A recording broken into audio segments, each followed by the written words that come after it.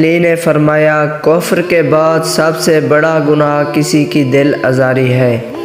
جب کوئی دوست تمہیں اپنا راز بتائے تو سمجھ لینا کہ وہ اپنی عزت تمہیں امانت دے رہا ہے، اس میں کبھی بھی خیانت مت کرنا۔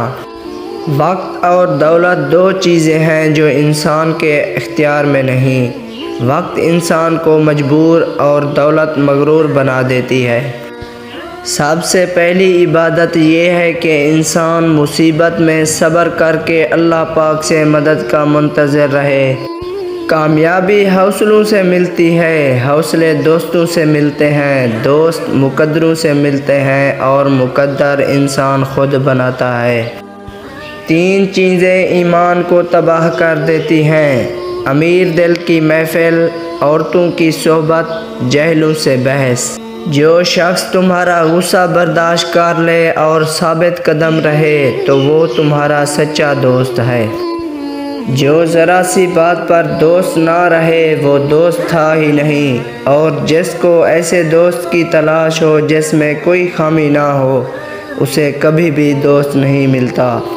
100 دوستوں سے بہتر وہ ایک دشمن ہے جو دل میں نفرت تو رکھتا ہے لیکن منافقت نہیں۔ ایسی غربت پر صبر کرنا جس میں عزت محفوظ ہو، اس امیری سے بہتر ہے جس میں ذلت و رسوائی ہو۔ رشتوں کی خوبصورتی ایک دوسرے کی بات کو برداشت کرنے میں ہے۔ بے عیب انسان تلاش کرو گے تو اکیلے رہ جاؤ گے۔ انسان کے کردار کی 2 منزلیں ہیں: دل میں اتر جانا یا دل سے اتر جانا۔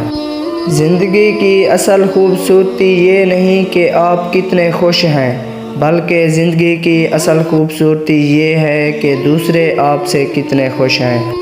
دوستوں کے غم میں ہر حال میں شامل ہوا کرو، لیکن خوشیوں میں تب تک نہ جانا جب تک وہ تمہیں خود نہ بلائیں۔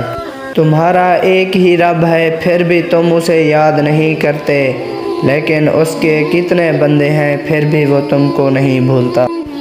کسی کی مدد کرتے وقت اس کے چہرے کی جانب مت دیکھو، ہو سکتا ہے اس کی شرمندہ آنکھیں تمہارے دل میں غرور کا بیج بو دیں۔ 3 رشتے بے نقاب ہو جاتے ہیں: بڑھاپے میں اولاد، مصیبت میں دوست، غربت میں بیوی۔ کسی کے خلوص اور پیار کو اس کی بے وقوفی مت سمجھو، ورنہ کسی دن تم خلوص اور پیار تلاش کرو گے اور لوگ تمہیں بے وقوف سمجھیں گے۔ نیک لوگوں کی صحبت سے ہمیشہ بھلائی ہی ملتی ہے، کیونکہ ہوا جب پھولوں سے گزرتی ہے تو وہ بھی خوشبودار ہو جاتی ہے۔